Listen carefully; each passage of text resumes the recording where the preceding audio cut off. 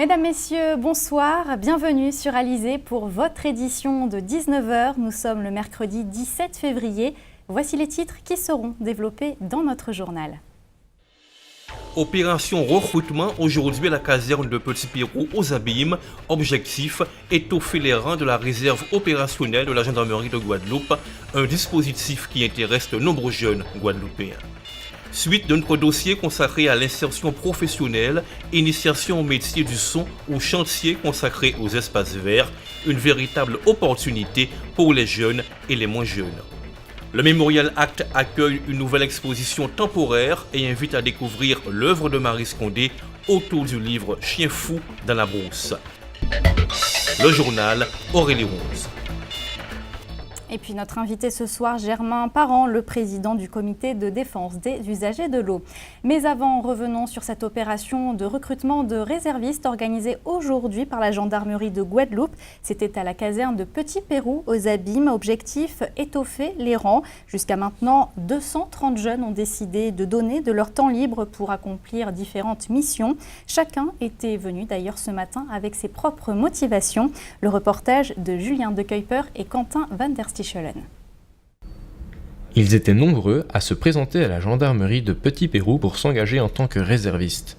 Alors pour commencer, j'ai vu que j'ai reçu un message disant qu'il y avait une journée d'entretien et tout simplement je suis venu pour postuler pour voir comment ça se passe. T'aimerais bien être gendarme ? Réserviste, oui, et après on verra par la suite. En fait, j'ai toujours voulu être dans la gendarmerie, d'être au service des autres. C'est un rêve d'enfant, depuis très jeune. J'ai toujours voulu être policier, gendarme. Après un premier entretien, à l'entrée de la gendarmerie, les candidats sont appelés à passer un entretien avec le chef d'escadron qui nous explique en quoi consiste un réserviste et pourquoi ils sont nécessaires. Alors un réserviste, c'est souvent un jeune qui issu de la société civile, à qui nous faisons une formation militaire de 2 semaines et qui ensuite intègre la gendarmerie pour prêter assistance aux brigades. Mais ce n'est pas un métier, c'est un complément, il vient sur ses jours de repos, sur ses congés, ou s'il ne travaille pas, sur ses disponibilités, pour renforcer les brigades de gendarmerie et dans des missions opérationnelles. Il y a eu d'une part les événements bien sûr qu'on connaît tous à Paris, avec les attentats qui ont fait qu'on a besoin de renforcer nos effectifs, mais depuis 15 ans ça existe et c'est un renfort ponctuel pour les gros événements. Par exemple, je parle du Tour de Guadeloupe ici qui est bien célèbre, nous avons tous les jours entre 50 et 70 réservistes sur les étapes de la Guadeloupe. Donc ça existe depuis longtemps, mais là on monte un petit peu en puissance, on sera bientôt sur la Guadeloupe environ 300. Ce réserviste de l'armée de terre désire également s'engager à la gendarmerie pour servir son pays. Je suis ici pour être réserviste dans la gendarmerie. Donc c'est pour être plus au contact de la population et pour mieux servir. À la suite de cette inscription, les candidats sont rappelés ou non pour suivre une série de tests. Au final, seuls 20 à 30% des candidats seront acceptés sur les 600 entretiens qu'enregistre la Guadeloupe chaque année. Nous vous le disions hier, nouveau rebondissement dans la création du syndicat unique de l'eau. Le président du SIA, Laurent Bernier, a déclaré qu'il s'orienterait vers la création d'un syndicat mixte en raison notamment de l'absence de la communauté d'agglomération du Sud Basse-Terre. Qu'en pense le comité de défense des usagers de l'eau? Pour y répondre, son président Germain Parent est notre invité ce soir. Bonsoir. Et bonsoir. Alors il y a un mois, vous étiez contre ce syndicat unique de l'eau. Comment avez-vous accueilli l'annonce de Laurent Bernier hier ? Non, je n'ai jamais dit que j'étais contre ce syndicat unique. Tout au contraire, j'ai demandé à ce qu'il y ait un syndicat unique pour qu'il y ait un prix unique de l'eau pour l'ensemble de la Guadeloupe, la totalité des Guadeloupéens. Et donc, je savais très bien que depuis auparavant, plus de 3 ans, 4 ans, les politiques sont toujours en guerre. Ils n'arriveraient jamais à mettre ce syndicat propre concernant la Guadeloupe en ordre pour que les Guadeloupéens puissent bénéficier de leurs droits et de leurs pleins droits. Car il faut savoir une chose, dès lors qu'il y avait une annonce à entendre un président dire qu'il ne participerait pas dans ce syndicat, je savais très bien qu'il y aurait eu des soucis.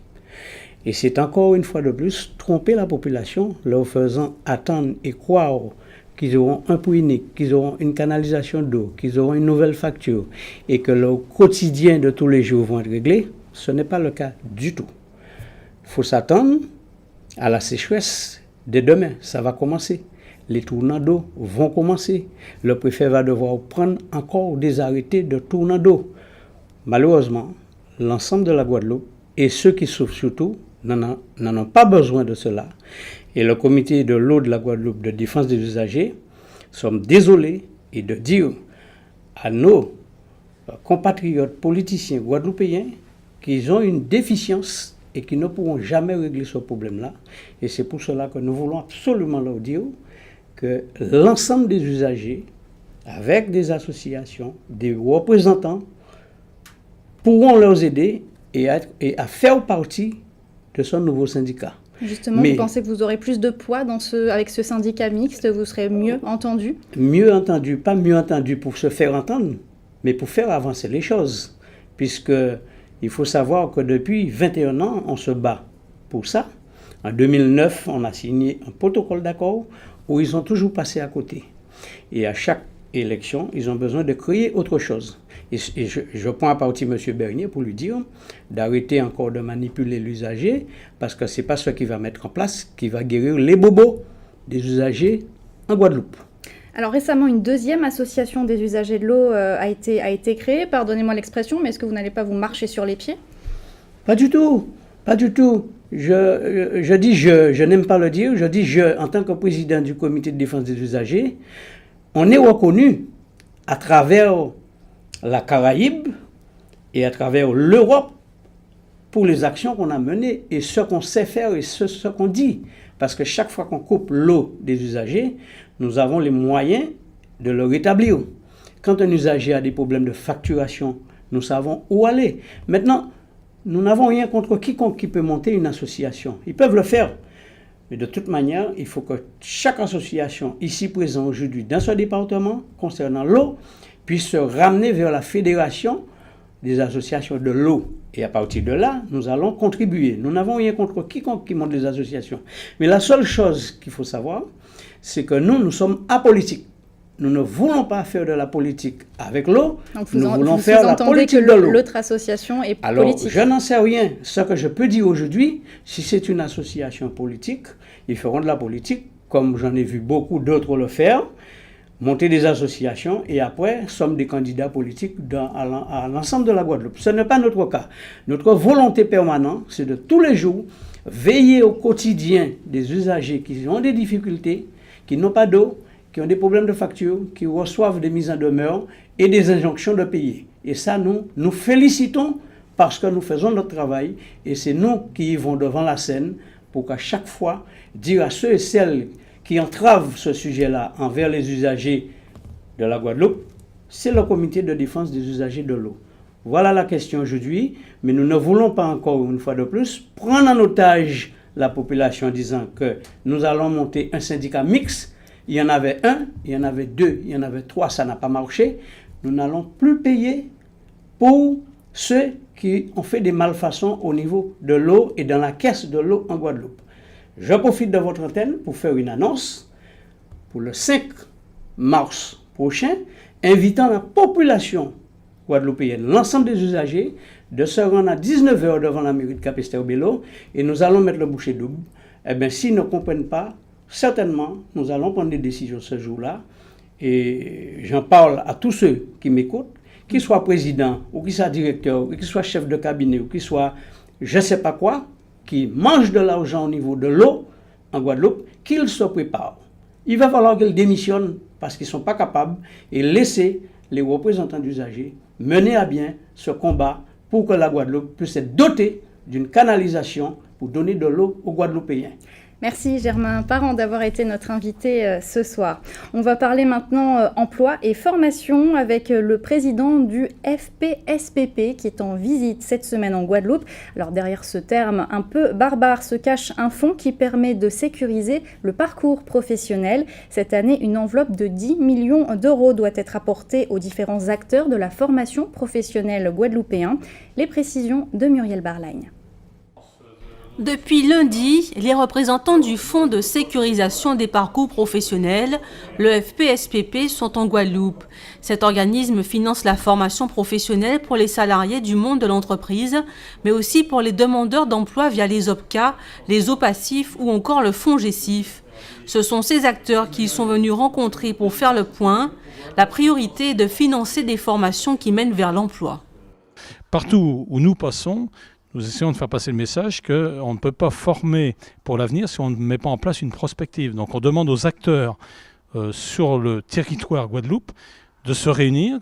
Il y a pour nous, les partenaires sociaux, le COPANEF, le COPAREF, qui est donc une émanation du COPANEF national, qui est donc la représentation officielle des partenaires sociaux. On leur demande de travailler avec la région et avec l'État pour vraiment mettre en place une prospective pour regarder quels seront les métiers de demain ou les métiers en tension aujourd'hui et de former. C'est dans le cadre des 500 000, vous avez entendu parler des 500 000 demandeurs d'emploi qui doivent être formés, que l'État va mettre 1 milliard au niveau national, qui va être en complément de ce que nous apportons déjà au fonds paritaire. Et c'est bien sûr de former pour un avenir de votre île. Aujourd'hui, la délégation s'est arrêtée au FONGECIF. L'objet de la rencontre, les méthodes de travail. Le FONGECIF a financé 400 formations en 2015, tous dispositifs confondus. 60 à 70% des actions permettent un retour vers l'emploi. Le PSPP est la tutelle pratiquement de l'ensemble des FONGECIF à l'échelle nationale, dont le FONGECIF Guadeloupe. Il est tout à fait normal qu'ils viennent se rendre compte des conditions dans lesquelles on travaille, la manière de travailler, puisqu'en grande partie, ils nous financent pour les formations de Guadeloupéens. Pour 2016, une enveloppe d'environ 10 millions d'euros doit être apportée par le Fonds de sécurisation des parcours professionnels aux différents acteurs de la formation professionnelle guadeloupéen. Et on va rester dans le domaine de l'emploi. Nous évoquions en début de semaine les difficultés financières rencontrées par les structures d'insertion en Guadeloupe. Suite de notre dossier avec un focus ce soir sur ces chantiers d'insertion qui représentent une véritable opportunité pour de nombreuses personnes, non seulement des jeunes mais aussi des adultes en situation d'échec social. Un exemple parmi d'autres, ce chantier d'insertion implanté à Saint-Claude et qui est consacré aux espaces verts. Le reportage de Jacques Damprobe. L'habitation Beau Soleil sur les hauteurs de Saint-Claude. Ce site est la propriété du conseil départemental. C'est ici, sur 2 hectares, que le CEGIL, le conseil guadeloupéen d'initiative locale, anime depuis 2 ans un chantier d'insertion consacré à l'environnement. Dans ce coin de Guadeloupe, quoi de plus normal qu'il soit dédié aux espaces verts. Le chantier d'insertion est avant tout un support d'activité. Donc les salariés acquièrent des compétences dans le domaine de l'ouvrier paysagiste, mais parallèlement, nous travaillons principalement sur l'accompagnement professionnel des salariés, donc leur projet professionnel, et les salariés bénéficient également d'un accompagnement social adapté aux difficultés de tout un chacun pour pouvoir favoriser leur insertion professionnelle et sociale. Ici, on ne fait pas que couper les herbes hautes. Taille des arbustes, plantes médicinales, potagers remplissent le quotidien des pensionnaires. À 22 ans, Sophie cherche encore sa voie. Grâce à ce chantier d'insertion professionnelle, la jeune femme gagne en assurance et pense l'avoir trouvé. On apprend l'espace vert, à désherber à la main, du désherbage, à transporter les plantes et à passer la débroussailleuse. Ça te plaît ce que tu apprends ici? Oui, ça me plaît beaucoup, ça m'aide. José, 58 ans, peut être le père de Sophie. Contrairement aux idées reçues, les publics en difficulté, ce ne sont pas seulement les jeunes. Originaire de Bastère, notre homme s'épanouit au contact des plus jeunes. Le chantier là, ça va pendant l'Obitin, je suis connaître en l'Obitin. Et aussi, il y a fait des autres aussi découvrir l'Obitin aussi, parce que moi, j'ai presque 4 ans à travailler ici. Et en plus, ça rapporte bien, parce que moi, à ce moment-là, ici, en particulier, moi, quand je travaille ici, il y a des jours, c'est grâce à M. Valézidi, il a chaque coup, il a renouvelé le contrat. Voilà, on remercie M. Valézidi pour travailler, et pour ça, il fait moi. Et en plus, travail là, qu'a trouvé que attiré moi. Parce que maman jardinier, son travail maman. Allocataire du RSA, de la mission locale ou de Pôle emploi, En tout, une trentaine de personnes se retrouvent en formation sur le site de Beau Soleil, dont 18 à demeure. Et sur ce même site de Beau Soleil à Saint-Claude, mis à disposition par le conseil départemental, 8 jeunes en parcours d'insertion s'initient au métier du son. Leur objectif, intégrer un institut de formation dans l'Hexagone pour ensuite décrocher un emploi.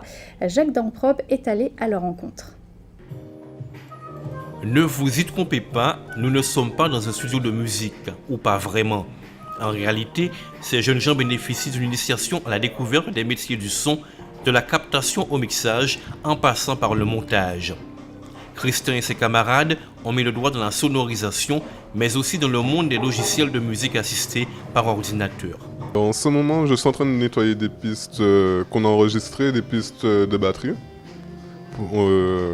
C'est-à-dire qu'il y a plusieurs micros sur la batterie et on va différencier chacun pour garder exactement ce qu'on a besoin pour l'enregistrement. Et c'est une formation assez importante parce que moi, pour la fin de l'année, on va dire en octobre, je suis censé partir en France pour rejoindre une école IMFP pour passer le diplôme technicien son et par la suite ingénieur son. L'initiation dure entre 6 et 12 mois. Elle est dispensée depuis 2 ans par le CEGIL, le Conseil guadeloupéen d'initiative locale. À l'issue de cette initiation, les stagiaires pourront intégrer un centre de formation. Ils valideront alors leur projet professionnel. Technicien de son, ingénieur de son, au niveau des MAO aussi pour avoir l'agrément, pour aussi être formateur et apprendre à d'autres personnes des logiciels comme Cubase, Prologic, voilà. Cédric Pléril est le chef du projet découverte des métiers du son, un projet innovant lancé il y a 2 ans qui plaît et qui donne des résultats. 4 jeunes ont depuis intégré un centre de formation à Salon de Provence, dans le sud de la France. Là, mon but à moi, c'est de pouvoir coordonner tout ça, cette étape, de pouvoir suivre au mieux que possible et de leur permettre, en fin de compte, de travailler sur leur projet et de pouvoir avancer. Donc, c'est une initiation qui est ouverte au public du RSA, du Pôle emploi, de la mission locale.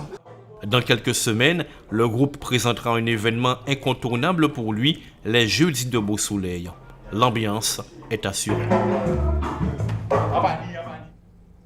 On en vient à l'actualité dans notre grande région de la Caraïbe. Il est question ce soir d'un journaliste fraudeur au Guyana, mais aussi d'une fuite de gaz explosive en République dominicaine.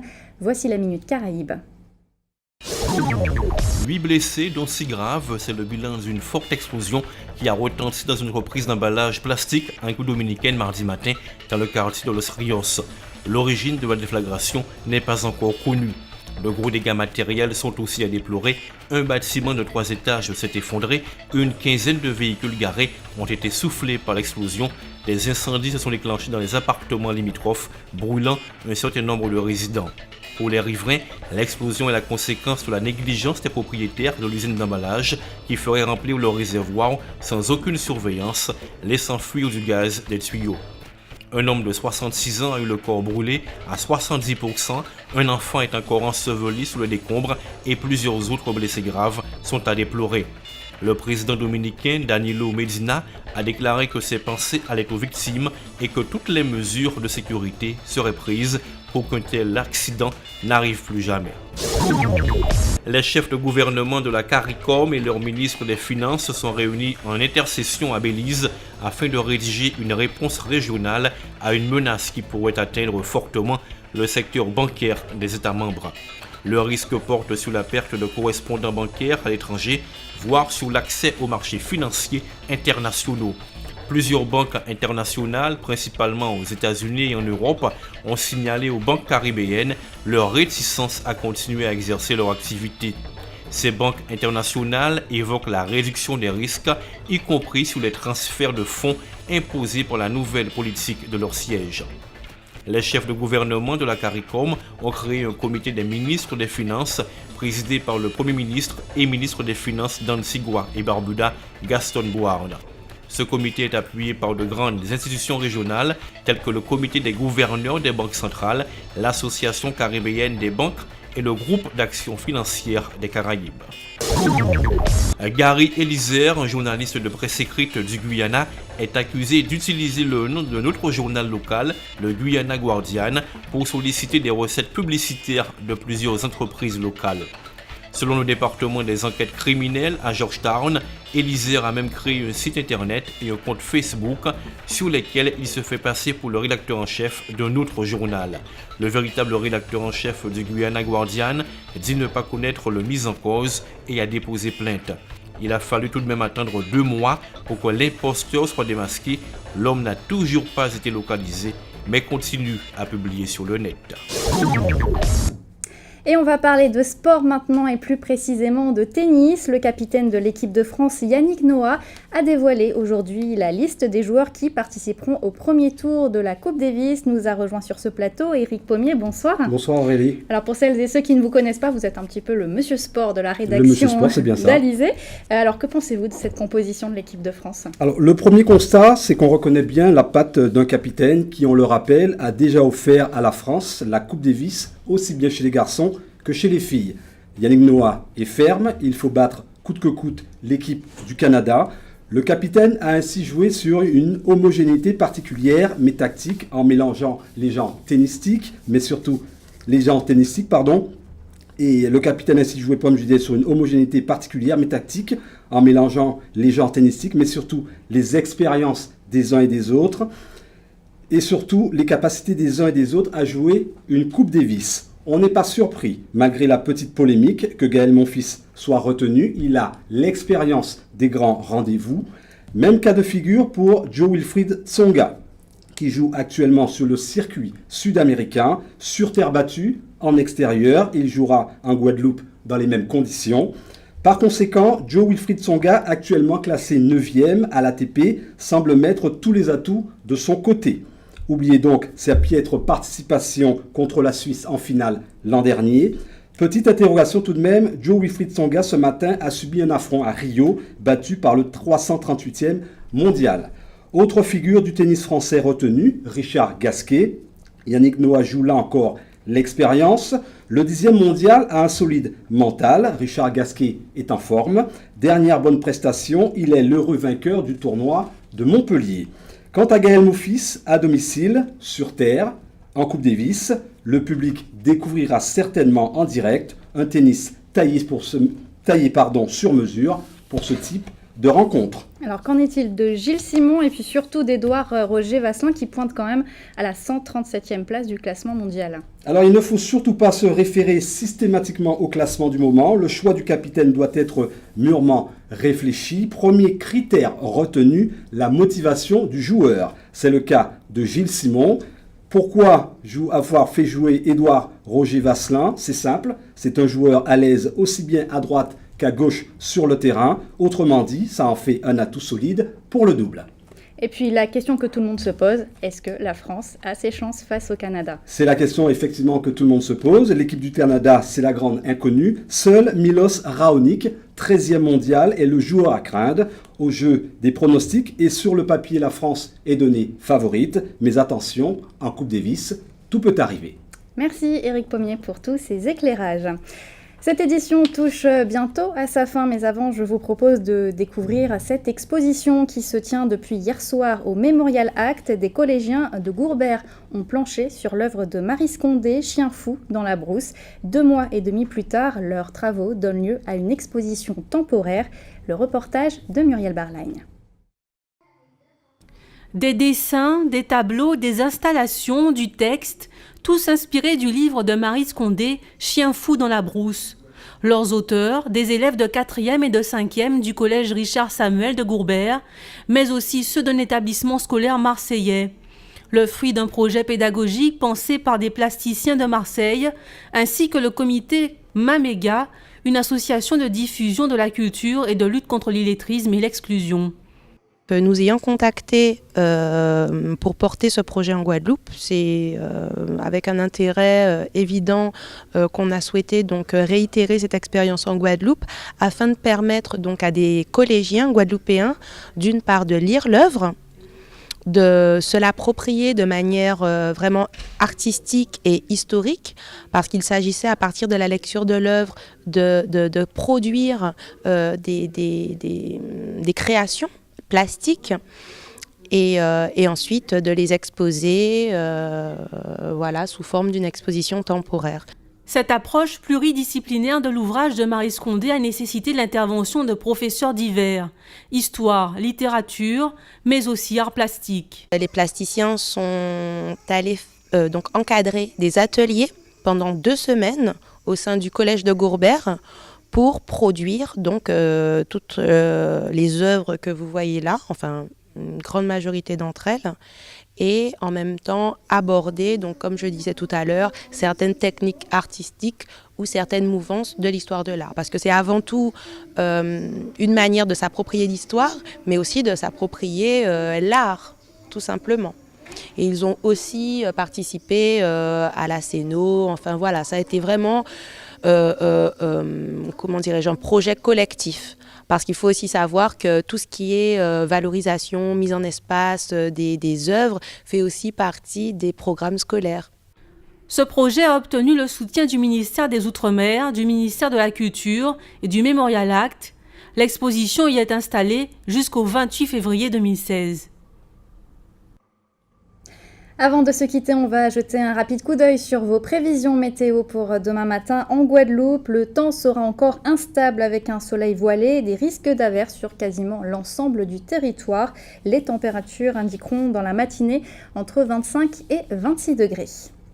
C'était le journal de la rédaction. Merci de votre fidélité. Dans quelques instants, vous allez retrouver votre rendez-vous sportif quotidien avec Éric Pommier, suivi du journal de TF1 et des pronostics hippiques de Prévert-Mayengo. Votre soirée sur Alizé, E égale M6 et un épisode de L'amour est dans le pré. Pour ma part, je vous donne rendez-vous demain à 12h30 pour toute l'actualité locale et régionale. Je vous souhaite une excellente soirée sur Alizé.